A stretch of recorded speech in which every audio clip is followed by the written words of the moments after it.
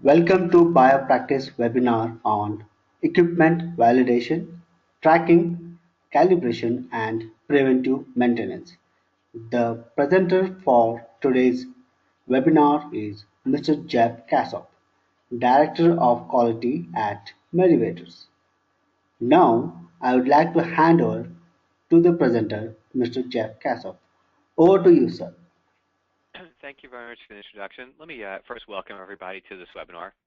For those of you who maybe don't attend webinars that much, I really think that what you're going to find is the only downside is that I can't see you and you can't see me. So I like to address that in my webinars, excuse me, is to, at the end we'll have a Q&A session. I've actually already been supplied with some questions, which is great. But if you feel that there's maybe a give and take, more of a discussion that you prefer, we can certainly do that. My main goal here is to satisfy each of you.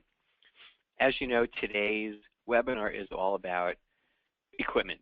It's all about how to validate it, how to make sure that the equipment you use to manufacture your product or test or inspect your product is valid for its intended use.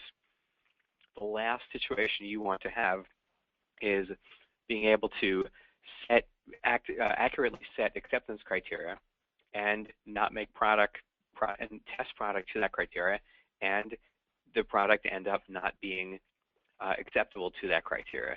Similarly, if you have a process, let's say an automated or equipment-based process that you utilize to manufacture your product, you want to know that it works. You don't want to be in the unfortunate situation of being required to build inspection into your process.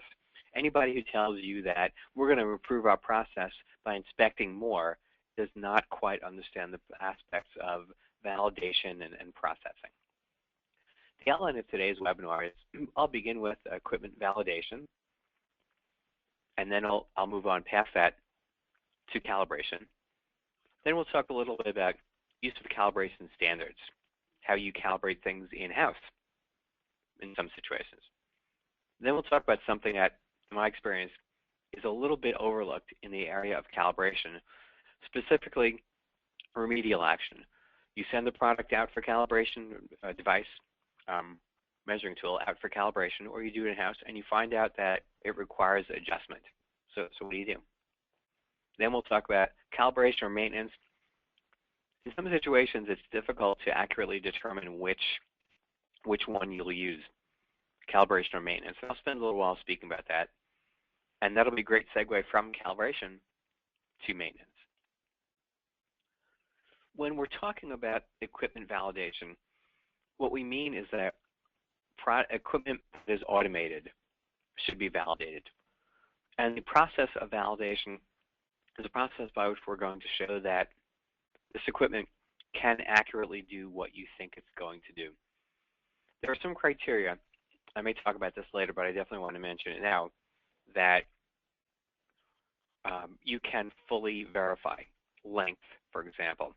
I can make sure that when I have a cutting device and I program it to cut to 6 inches plus or minus a quarter inch, that that equipment is fit for its intended use.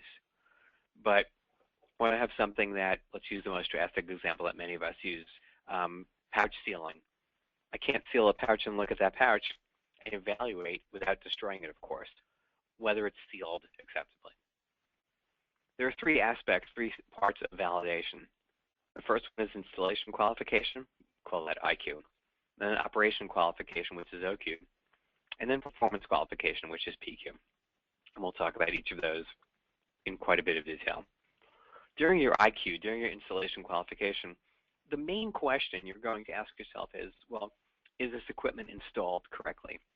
And in order to confirm that it is, there are certain characteristics of that equipment that you've got to establish, beginning with design features. What is it supposed to look like? Installation conditions. Does it have the appropriate wiring necessary? Does it have the utilities that are necessary? Does it vent like it needs to vent? And then any environmental conditions. If you have a piece of equipment that is meant to be utilized in a controlled environment or clean room, you're going to have to take into account that it doesn't off gas, for example, and that there's a way to make sure that any sort of maybe fan-based exhaust is controlled so that you stay within your environmental control limits.